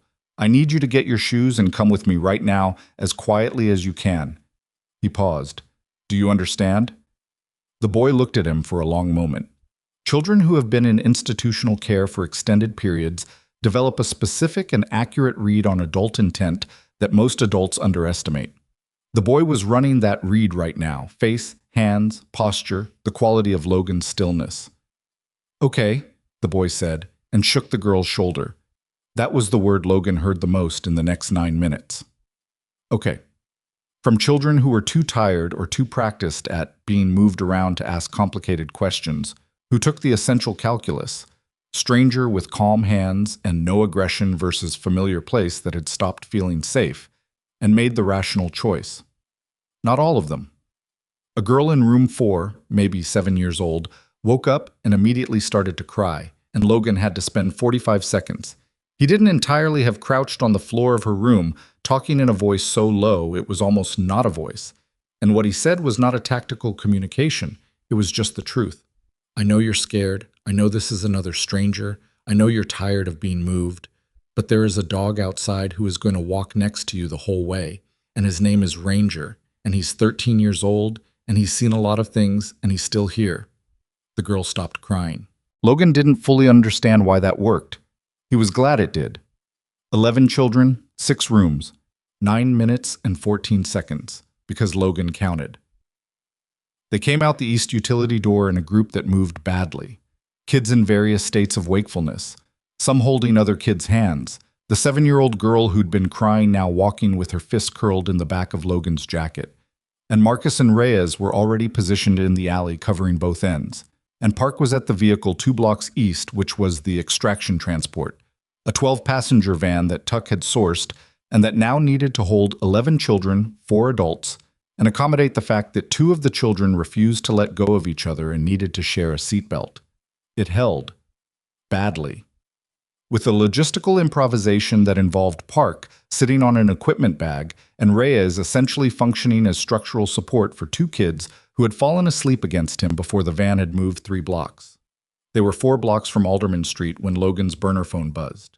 1 word from Mrs. Garrett's number. Now. He looked at the message for exactly 1 second. Marcus, he said. I saw it, Marcus said. He was driving. His eyes didn't leave the road, but his right hand moved to his radio. Reyes. Contact at the facility, Reyes said from the back, phone already in hand. Mrs. Garrett? She's been monitoring, Logan said. Someone came in after we left. Either the timeline moved up on their end, or they have a sensor on that east door we missed. How long do we have? Before they figure out the kids are gone? They'll check rooms first. Logan calculated. 15 minutes. Maybe 20 if Plume isn't back from his parking structure break yet. Where are we taking them? Park said. Logan had already been thinking about this. The original plan had been a secondary safe house in a different county, a property Tuck had access to through a contact Logan hadn't met. Clean, unconnected, sufficient. But Merritt County was compromised now. Caldwell Road was compromised. And whatever network had been watching the Alderman Street facility had just been alerted that something was wrong. Separate vehicles, Logan said. Reyes, call your contact at the Hartwell shelter, the one you used in 2022, not the official network, the private one. That's an ask she might say no to. Ask anyway. Reyes made the call. She said yes in under a minute, which told Logan something about the kind of yes it was. Prepared. Waiting. A woman who had been holding a door open in case it was needed. Some people built their whole lives around that specific readiness and asked for nothing in return, and Logan never fully knew what to do with gratitude that scale, so he set it aside and focused on the road. They transferred the children to 2 vehicles at a parking structure on the west side of the city. Reyes went with 9 of the kids to the Hartwell contact. Park took the remaining 2. Siblings, a 6- and 8-year-old, who were a specific logistical unit unto themselves, to a temporary placement Marcus had arranged in the previous hour with a retired social worker named Deb Pacheco, who had, according to Marcus, been fighting the Bright Futures Network through official channels for 3 years and had documentation of her own that Logan had not yet seen. He filed Deb Pacheco away for later. Logan and Marcus kept moving. Because Alderman Street was the physical part and the physical part was done, but the part that determined whether it meant anything. Whether 11 children and a dead woman's files and a teenager who had survived 2 years inside the system and an elderly woman with a phone recording in 4B added up to something that couldn't be buried. That part was still ahead. Logan had the drive. He had Elena's files on his laptop. He had Mrs. Garrett's audio. He had Danny's testimony and the audio recording from the gala and the spreadsheet with 37 names and Judge Farrow's signatures and Victor Lyle's voice saying things that an assistant U.S. attorney should not be saying at a fundraiser into a phone that wasn't his own. He had contacts, 3 of them. Journalists, 2 print, 1 investigative documentary, whose names he'd sourced from that Joint Task Force media orientation briefing in 2020 and held in his memory for 4 years without knowing why. He knew why now. They drove to a 24-hour copy center on the east side of the city because Logan needed physical copies of everything before the files went anywhere digital, because physical copies in multiple locations were harder to retroactively erase than data transfers. And because the copy center's overnight staff was a college student doing homework between customers who did not look up from her textbook once in the 40 minutes Logan spent at the machine. He made 4 copies of everything, put them in 4 envelopes, addressed 3 to the journalists. The 4th he addressed to a name Marcus supplied, a Federal Bureau of Investigation field agent in the Organized Crime Division, not the Southern District's jurisdiction, a woman Marcus described only as someone who had been trying to build a case on Gerald Crane from a different angle for 18 months and had hit the same wall every time. "She's legitimate?" Logan asked. "She's the one who hit the wall," Marcus said. "The wall was Lyle. She filed 3 requests for inter-district coordination, and all 3 went nowhere. She knows the system is compromised. She just didn't have enough to go around it." He looked at the envelopes. "She does now." They mailed 3 envelopes from 3 different post offices.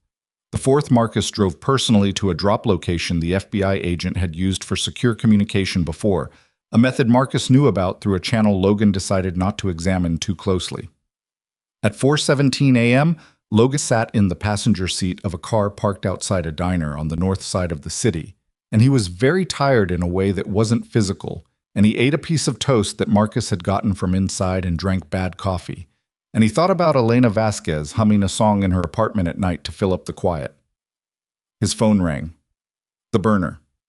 He looked at it for a moment, expecting another one-word text from Mrs. Garrett or a check-in from Reyes. It was neither. The number had a 202 area code. Washington. He answered it. "Mr. Hayes." A woman's voice, clear, controlled, the specific cadence of someone who has been awake as long as he has and is not going to acknowledge it. "My name is Special Agent Carol Vance. I believe you recently sent me some reading material." Logan said nothing. "The drive reached me 40 minutes ago," Vance said. "I've been on the phone with my section chief since then. I'm going to need you to stay available." "I'm available," Logan said.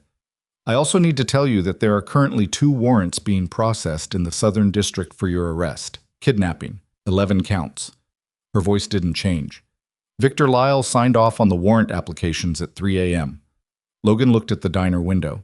At his own reflection, faint, overlaid on the lit interior where a man in a booth was eating eggs and reading something on his phone with the specific focused peace of someone who had no idea what kind of night was happening around him. "That's a fast warrant," Logan said. "Lyle has a judge on speed dial," Vance said. "Judge William Farrow, Family Court." "I know that name." "I imagine you do. It's on the files you sent me." For the first time, something shifted in her voice. Not warmth exactly, but recognition. The tone of a person acknowledging that the geometry of a problem has just changed substantially in their favor. "Mr. Hayes, the kidnapping warrants are a problem I can manage if you give me 12 hours to work the inter-district angle. What I need from you in the meantime is your location and your assurance that the children from the Alderman Street facility are safe and accounted for." 11 children, Logan said. "All safe. All accounted for. Temporary placement in 2 secure locations, neither of which is in Merritt County. I can provide both addresses." "Do that," she said. He did. 12 hours, Vance said. "Stay off your primary phone, stay out of the Southern District, and do not, Mr. Hayes, do not make any additional moves on any additional properties without talking to me first. We identified 6 properties connected to the Delaware LLC and Elena Vasquez's files," Logan said. 3 in state." A pause. "I know. I'm looking at the spreadsheet right now." Another pause. "We're going to move on those, but we're going to move on them correctly. With warrants. With a team that isn't going to give Lyle's people anything to work with." Her voice was crisp and certain, and Logan believed her the way you believe people who have been trying to do the right thing in a difficult system for long enough that the trying has become a permanent condition. "You've done enough tonight." Logan ended the call. Looked at Marcus. 12 hours, Logan said. Marcus drank his coffee. "How do you feel about the diner?" "Reasonably confident it's still serving breakfast at 4 a.m. "Then we wait here," Marcus said, and flagged down the server. The 12 hours were not clean. Nothing about the next 12 hours was clean. At 6 a.m., the first news story went live. One of the 3 journalists Logan had mailed, a print reporter named Sandra Ohl at a national paper, who had apparently received her envelope, read through the night, made 17 phone calls for verification, and published a piece at the legal minimum confirmation threshold that contained enough specifics to be unmistakable and enough careful framing to be defensible. By 8 a.m., the second journalist had a piece up. By 9 a.m., the third, the documentary journalist, who had apparently been building a related story for months and recognized Elena's files as the missing architecture, had released a 19-minute video that included the gala audio recording with Lyle's voice clearly audible, run through a sound engineer's enhancement overnight. Logan watched some of it on Marcus's phone in the diner booth and felt something complex and difficult that he didn't try to name. Something that had to do with Elena Vasquez making a recording at a party she was afraid to be at, and the recording surviving her, and the recording doing what she'd built it to do, 3 months after she was gone. At 11:23 a.m., Agent Vance called back. "Farrow's in custody," she said. "Voluntary surrender." His attorney negotiated the terms. "Harmon from Child Services is in the process of being picked up. Lyle," a brief pause. "Lyle attempted to leave the country at 7 this morning. He's been detained at Dulles." Logan absorbed this. Crane. Gerald Crane's attorneys have been on the phone with the DOJ since 8 o'clock. They're negotiating cooperation terms, which tells you everything about how he thinks this ends for him.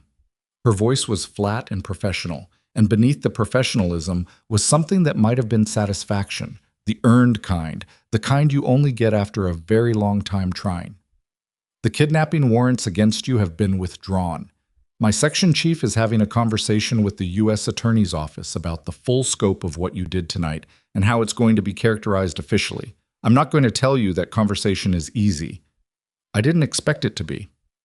What I will tell you is that the 11 children you removed from that facility are going to be key witnesses in what is now a federal investigation involving 6 states and a network we've been trying to fully document for almost 4 years. She paused. "You gave us the architecture, Mr. Hayes. The rest of it we can build." "There's a teenager named Danny Marsh," Logan said, "former Bright Futures resident. He has direct knowledge of the transport operations. His testimony is going to be important. I want to talk to him. He'll need protection, and he'll need to be treated as a witness, not a source. He's 17. "Understood," Vance said. "Tell him my name. Tell him I'll come to him, wherever he is." He picks the location. Logan looked out the diner window at a city that was beginning to understand what had happened inside it. He could see a news van 2 blocks down, parked outside a building he recognized from the Bright Futures website. The story was already moving faster than the organization could contain it, which was the only way the story had ever had a chance of mattering. "One more thing," Logan said. "Yes. Elena Vasquez, the official record currently says she died by suicide. It needs to be corrected." Silence on the line. Not the silence of someone considering the request. The silence of someone who had already been thinking about it. "Her daughter's name is Lily," Logan said. "I know," Vance said quietly. "I read the note." He got to Mrs. Petrova's apartment at 1:14 in the afternoon. Marcus dropped him at the corner and Logan walked the last block alone, past the dry cleaner and the Thai restaurant and the mailboxes he'd checked every day for 4 years, through the lobby that smelled the same as it always had, up the stairs that creaked on the 3rd step in both directions. Mrs. Petrova answered the door before he knocked.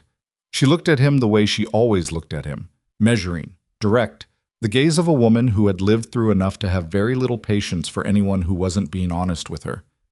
"You look terrible," she said. "I've been up for a while." "Come in." She stepped back. "They're in the kitchen." Cora hit him in the sternum with the full force of an 8-year-old who had been waiting all night and had decided that the physical force of the impact would convey information that words couldn't. He caught her and held on, and she didn't say anything for a moment, and neither did he. Then she said, into his jacket, "You smell like a diner." "I ate breakfast at 4 in the morning." "That's not when breakfast is." "It is if you're awake at 4 in the morning." She pulled back and looked at his face with Sarah's eyes doing Sarah's assessment, and apparently reached an acceptable conclusion because she stepped back and said, "Lily made pancakes with Mrs. Petrova. They're cold now." "Cold pancakes are fine," Logan said. He looked at the kitchen doorway. Lily was standing in it. She had flour on her sleeve, Sharam. Apparently the pancake operation had been involved, and she was holding biscuit and looking at Logan with that measuring expression he'd come to read like a language. And what it said right now was, "Tell me." "Lyle is in custody," Logan said. "Farrow, Harmon, Crane is negotiating surrender. The children from Alderman Street are safe. He paused. And there's a federal agent who wants to correct your mother's official record. Lily didn't move for a moment. Then something crossed her face that was not relief exactly, not the simple release of it, but something older and more complicated, like a pressure that had been structural for so long that releasing it required the whole architecture to rearrange itself before anything else could settle. Her jaw was tight, her eyes were dry. Okay, she said, the way she always said it, flat, chosen. Then she turned around and went back into the kitchen, and Logan heard her tell Mrs. Petrova, in a voice that was absolutely steady, that she was going to reheat the pancakes. He sat down in the hallway, on the floor, with his back against the wall, and Ranger materializing from somewhere and lying down across his feet, because Ranger had always known exactly when that was the right thing to do. He sat there for a while. The weeks that followed were not simple, and they were not clean, and nobody came out of them without something they'd have to carry for a long time. The federal investigation moved fast once it had traction. 5 of the 6 properties were raided within 4 days. The 6th voluntarily surrendered by an inside staffer who called the tip line after watching the news coverage and spent 40 minutes on hold before anyone answered, which was its own kind of indictment of the system. 31 children were recovered from active facilities. More names were added to Elena's original count as the investigation reached into associated networks in 4 other states. Gerald Crane pled to a reduced set of charges in exchange for cooperation that his attorneys insisted was comprehensive, and that the prosecutors treated with the appropriate skepticism of people who had watched him operate for years. Judge Farrow did not cooperate. He retained counsel and went silent, and the silence itself became evidence, in the way that certain silences always do. Victor Lyle cooperated fully and immediately, and with the specific urgency of a man who understood exactly how much he'd accumulated and exactly how fast it could bury him. The cooperation was useful. Nobody who received it liked the person providing it, which was appropriate.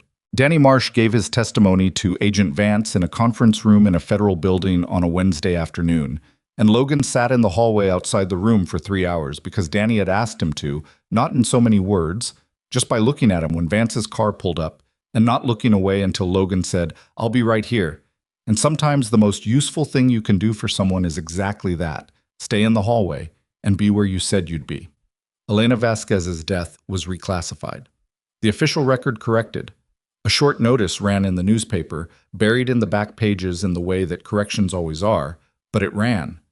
Lily read it on Logan's phone one morning and didn't say anything and handed the phone back. The adoption proceedings started in March.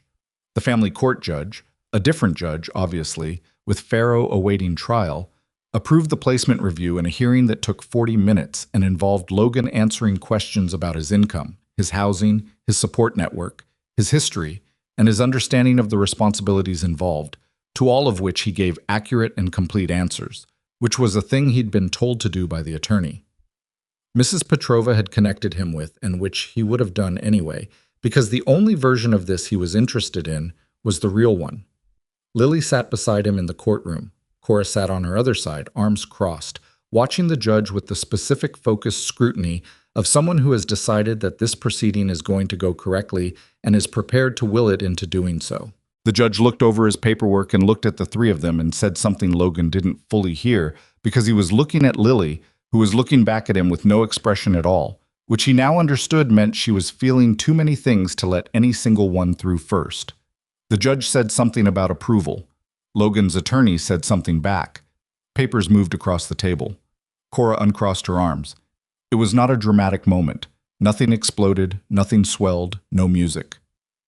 It was a Tuesday morning in a mid-sized courtroom with water-stained ceiling tiles and a clerk who typed without looking at the keyboard, and it was the most real thing Logan had experienced in 4 years, which was its own kind of dramatic even without the score.